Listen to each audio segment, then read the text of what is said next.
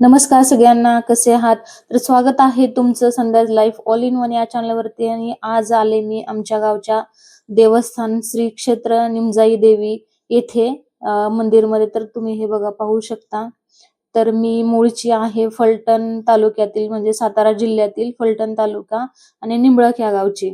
तर मला सांगायला अभिमान वाटतो की आपले महाराज आहेत ना, त्यांच्या पहिल्या पत्नी सईबाई नाईक निंबाळकर तर ह्या याच गावच्या होत्या. तर हे मंदिर त्या काळातील आहे. नाईक निंबाळकर यांचे कुलदैवत, जवळजवळ 12व्या शतकात. तर सांगायचं की तुम्हाला माहिती असावं म्हणून मी सांगितलं.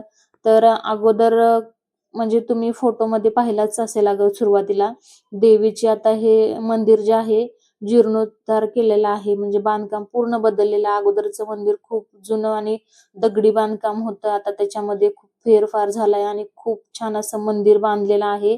तरी बघा तुम्ही पाहू शकता, जर तुम्ही या भागातील किंवा इकडं सातारा जिल्ह्यातील असाल किंवा अजून कुठून व्हिडिओ बघत असाल तर तुम्ही एकदा नक्की भेट द्या मंदिरला, म्हणजे देवीच्या दर्शनासाठी. तर खूप छान आहे मंदिर.